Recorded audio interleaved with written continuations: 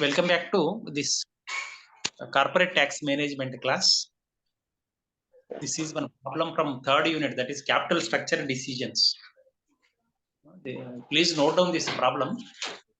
We will solve the problem after theory is over. From third unit, this third unit is related to tax planning, financial management decisions. Okay. Tax planning, financial management decisions. Yes, sir.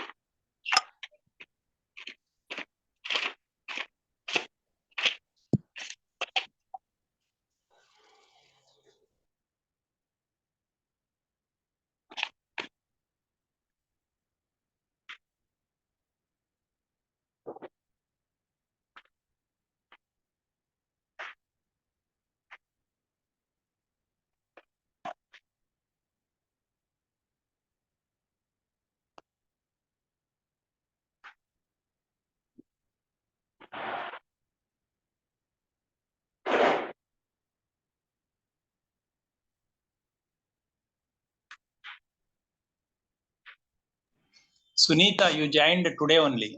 Previously, you are not there. Yes, sir. Okay. Please note down. So whatever Okay. class that teaching online, please refer YouTube link, channel link. Every day Okay, I'm sharing. Every day I'm sharing YouTube link, no, that you open and prepare notes.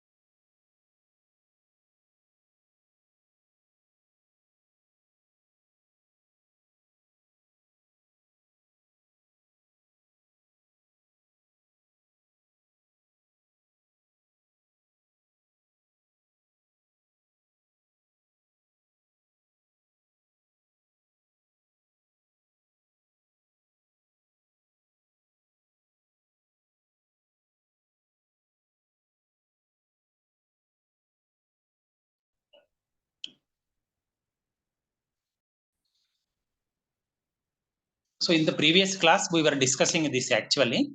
That problem I will explain after the introduction of the concepts, that is capital structure and everything. So we were discussing, we stopped at this point, northeastern states under section 80 IE. Then biodegradable waste. See, the present generation is facing the problem of environmental crisis. So wherever waste is there, it may be e-waste, it may be what you call liquid waste, solid waste, e-waste.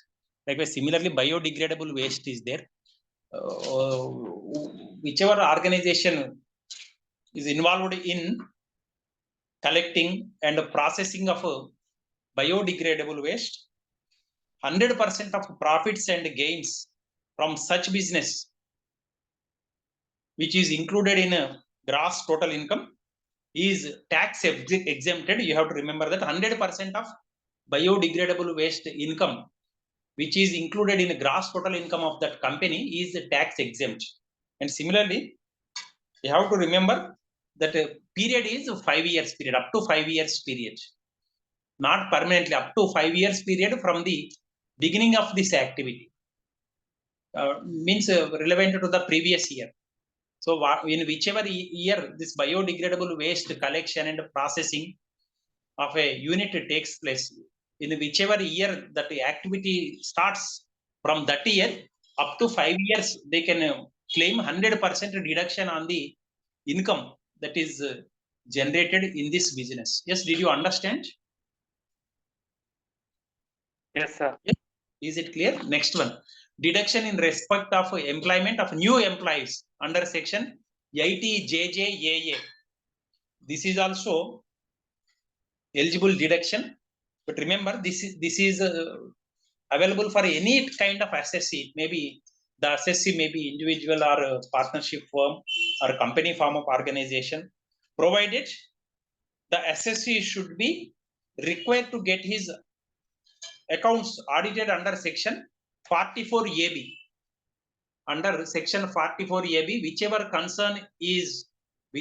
organization is supposed to get their accounts, or supposed to get its accounts audited by concerned authorities, it may be chartered accountant normally, under section 44AB, compulsory audit. Okay, so if the organization gets its accounts certified by chartered accountant under section 44AB, then they will get certain amount as a deduction in respect of employment of new employees. That is, see, government on its own is unable to provide employment opportunities to crores of people who are residing in the country. You know, recently India has overtaken China also in population, according to unofficial news, not officially. Because officially, it's officially declared by the United Nations population. Okay, but the census was not conducted in our country recently. The census, census is because of the systemic negligence of the government only. No, not only that, but because of COVID, actually, in that year only, census take place actually. COVID is ended from the 2 years ago only. Last year only it ended, no? But no, sir. Before last year, last part it ended. Okay. In 2021 it ended actually, but yes, because of, as you know, not negligence, maybe because of other reasons. So we cannot criticize. Tapeism, sir. It's a tapeism, sir. Not negligence, but it's a tapeism. But maybe reasons unknown. Reasons are unknown, but officially country did not conduct census.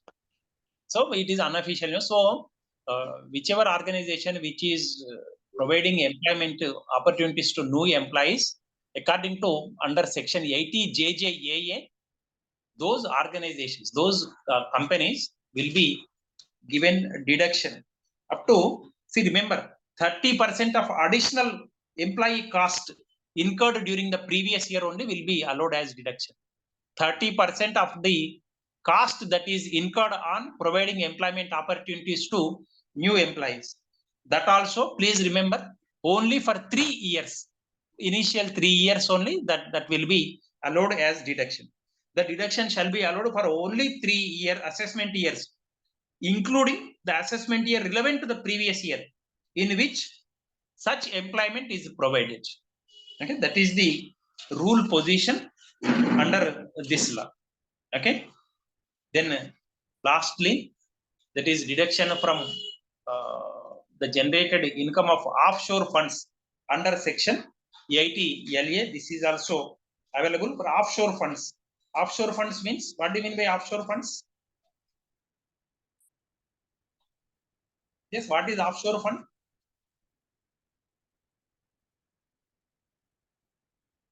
What is offshore? Sir, offshore means which is not in our country's income. Very good, very good. So, so government policy is always to encourage export business. and reduce import business. As a part of that, under section 80 LA, certain amount which is received from offshore businesses, those incomes will be allowed to be deducted from GTI, that is gross total income. So these 13 points, at least 10, 11 you should remember. Even though you do not remember the sections, if you do not remember the sections, don't write sections. But remaining ones, at least that written matter without sections, you should present in the examination. Is it clear? Yes, sir. Now, last topic in this second unit is dividend distribution tax, that is dividend tax under section 115O. This is the last topic in this section. Okay. Now you see, in our country, companies are being taxed for distributing a dividend also. They have to pay tax at the rate of 15% plus surcharge of 5% and education cess and SHEC, that is health and education cess now, that is 4%, in addition to the income tax payable. That is what law says. Dividend tax every domestic company is supposed to pay under section 115O.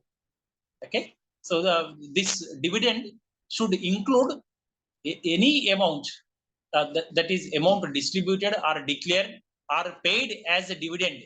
It may be out of accumulated or current year profits. Okay, the dividend about dividend, earlier also I discussed with you what is dividend. That is shareholders return on his investment. Okay, out of profits, those profits may be current year profits or accumulated profits. Similarly, the dividend amount may be distributed or declared or paid. Okay, so the term dividend should also include these terms, these amounts. The amount of dividend received by the domestic company during the financial year, if such dividend is received from its subsidiary also, means the A is a holding company, means this is a big company under which two other companies are there. These two are subsidiary companies to A. So if A receives any dividend from B, that amount should also be included in the payment of dividend. That is also accumulated profit, because or received profit or earned profit in the financial year, because whatever profits that are earned by subsidiary company, those are going to be automatically profits for the main company also, that is holding company also. So whatever amount that is received from its subsidiary by way of dividend should also be included in this amount. Similarly, the subsidiary has paid the tax which is payable under this section on such dividend. So whatever tax that is paid by the subsidiary company as part of a dividend tax, so all those things should be included in this dividend tax. Similarly, second point you have to remember is the amount of dividend paid to any person for or on behalf of the new pension system trust. See, ever since 2004, the government has scrapped this old pension system, OPS. Now the government is following NPS system, new pension system. Okay, even if you get government job now, there is no pension for you. Only you have to enroll under new pension scheme of the government, that is new pension system. So any amount that is paid to any person for or on behalf of the new pension system trust referred to in clause 44 of section 10 also, that amount will also be part and parcel of dividend paid income. So this is what law says about dividend tax. Every domestic company that is operating in India, they have to pay dividend distribution tax under section 115 of WO. Okay, so that's all. This is the end of second unit. Now coming to third unit.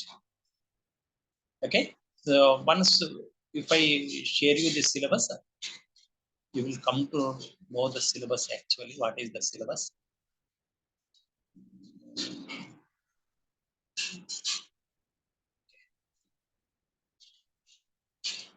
This is the syllabus. Syllabus.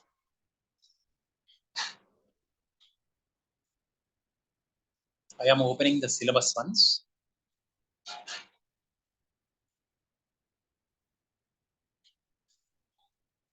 So this is the last topic in second unit, that is dividend tax. Okay, so come to this tax planning, financial management decisions. Tax planning and financial management decisions. So in this one, I discussed in the previous classes what is capital structure, but today I shared one problem in this class. Then also I will again explain you about capital structure, and I explained you about dividend policy. What is the meaning of dividend? What do you mean by dividend policy? Factors affecting a dividend policy. These topics I already discussed in this third unit. Okay, about capital structure, I will explain a problem, and with the help of a problem, I will explain you the importance of choosing correct capital structure regarding tax considerations. Okay, but before that, these concepts which you already have learned in your UG level, that is at your UG level, and in your BCOM you have learned those topics. I will revise. Okay, for that I am opening this. Just to stay in live.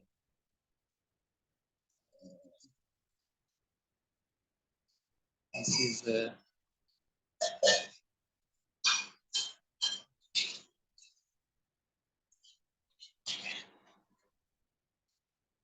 I am opening my website. In this website, it is there.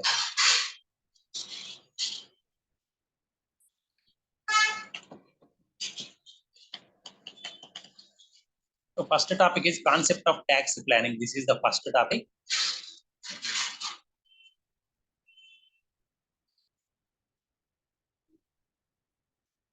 See. So what is tax planning? See, is it visible?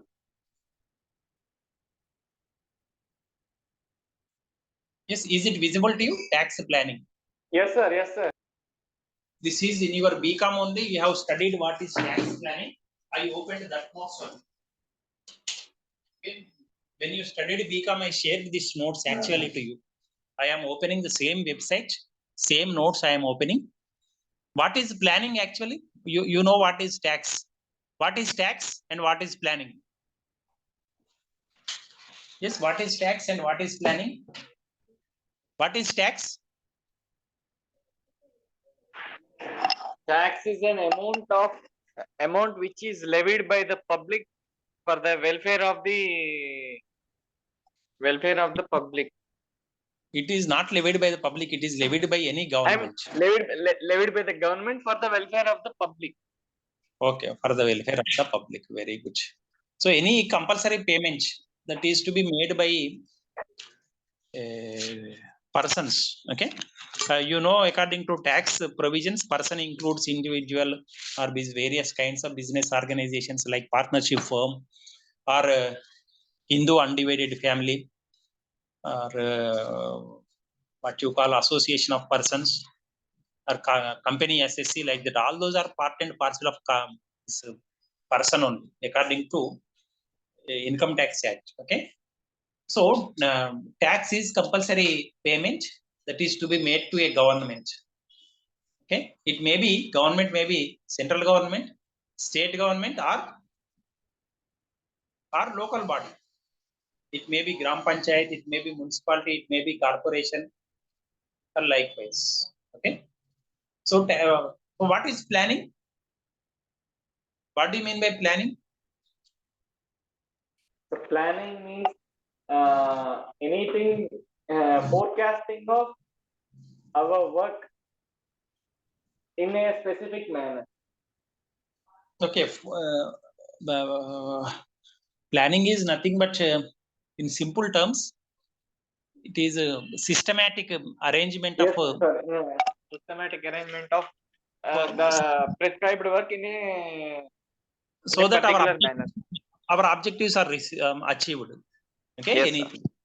Suppose you want to go to college by 10 o'clock, means you will have a plan whether to go by bicycle or by bike or on foot. Like you will have your plan.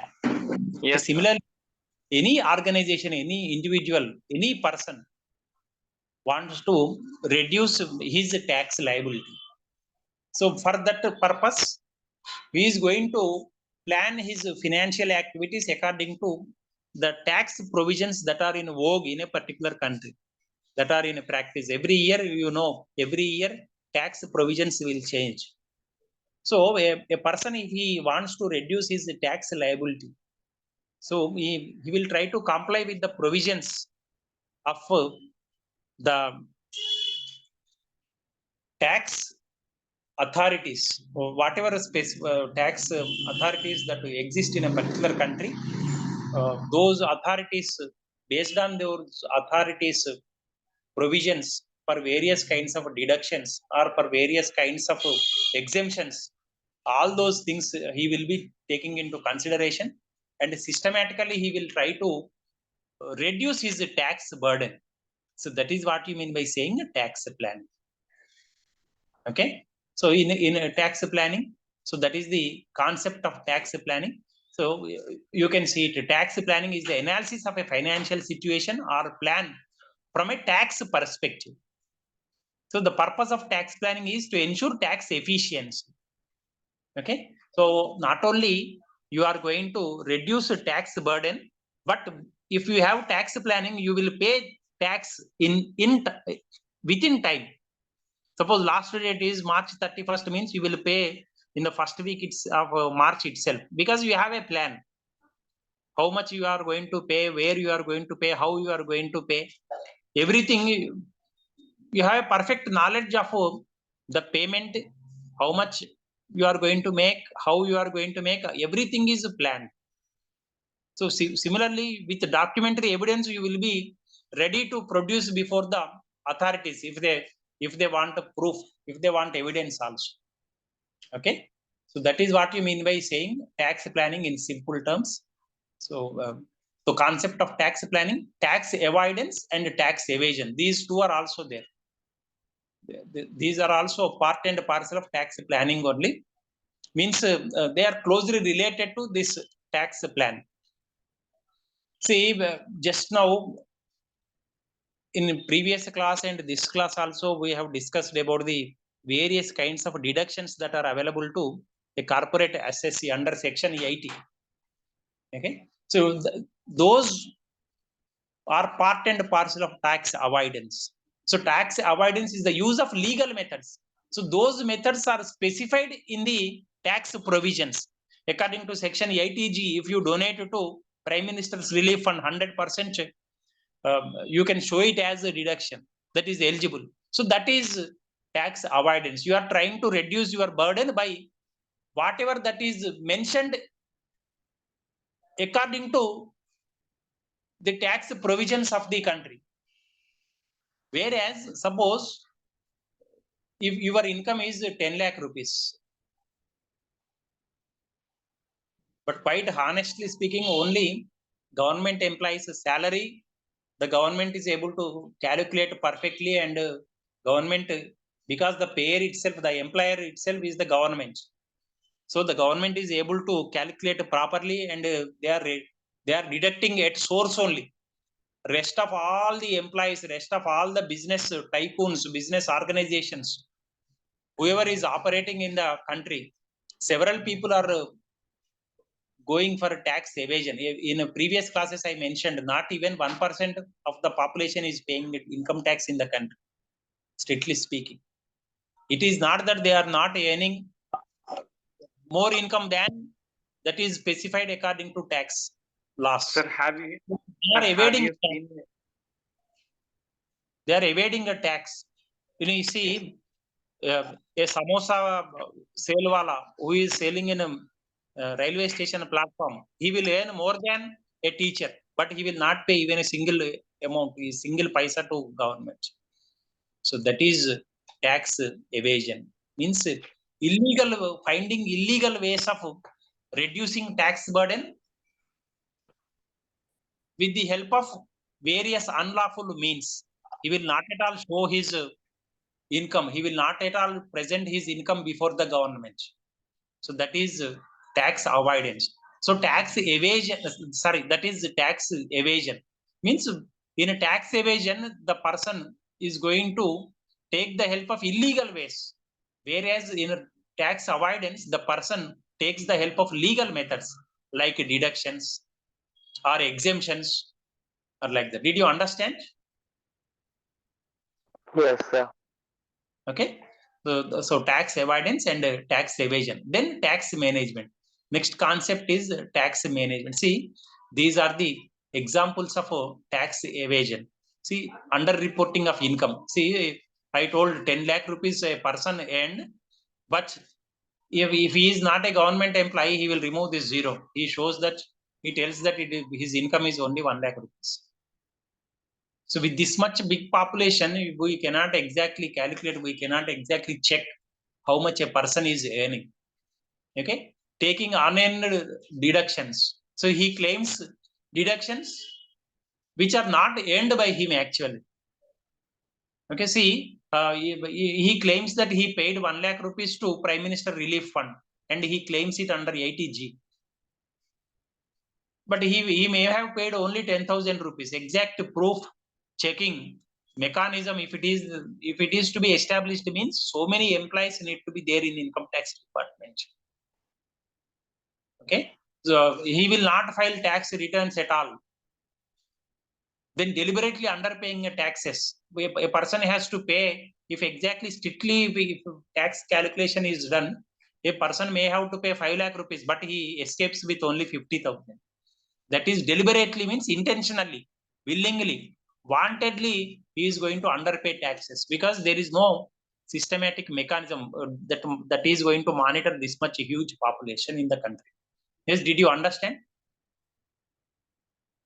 Yes, sir. Okay, now see, this is the difference between tax planning, tax avoidance, and tax evasion. These concepts will be given compulsorily in your examination question paper. Please remember.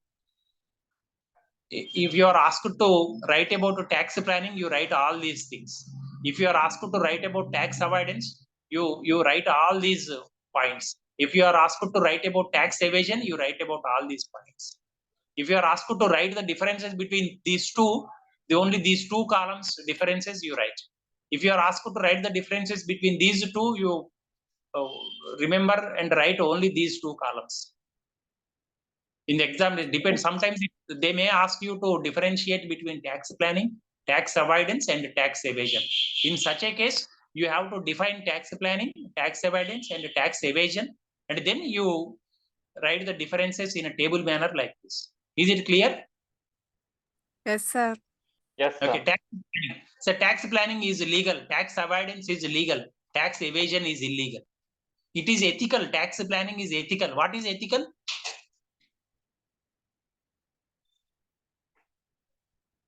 It is morally correct. Ethical means morally Yes, sir. you are following certain principles. Sometimes in order to avoid tax, some will follow unethical means. Here tax evasion is totally illegal, totally unethical, 100%. Okay. So here in tax planning, there is no intention to defeat legal spirit. We are following exactly what the tax authorities are saying. Sometimes in tax avoidance, you will try to catch the loopholes of the taxation system in a country. So your intention is to defeat legal spirit. So here totally, this is totally unethical, totally 100% intention to defeat legal spirit in a country. So in a tax planning, you are going to take legitimate benefits of income tax law. Exactly whatever that is mentioned, you are going to systematically plan it. You are going to reduce your tax burden as per the tax provisions that are in vogue in a country. So here in tax avoidance, what you will do is you will try to take the help of loopholes in the law. There are several loopholes in a country's law. Let us take, for example, if previously also in your previous classes, physical classes, I asked you this question. Yes, I am showing. So again at 8:40 you join in under 1 minute it will cut. Okay, the one question I am asking, you reply me within this 1 minute. This is Yes, your sir. husband, his wife. Sir. Immediately after my question, they have a son who is under 18 years of age. He cannot pay tax on his own. husband is means this son's father is earning 10 lakh rupees per annum, whereas wife is this mother is earning 6 lakh rupees per annum. Now son is earning certain income. In whose income it should be clubbed? Whether father's Husband's income or income. very good, very Head good, of the family's income. very good. But now in this case, for example, husband is private employee, wife is government employee. Private employees income exactly the government is unable to calculate. There is no monitoring mechanism. What this person will do? He will try Then to. wife is the liable to pay tax. Yes, wife is liable to pay tax, but he will show it in husband father's income only.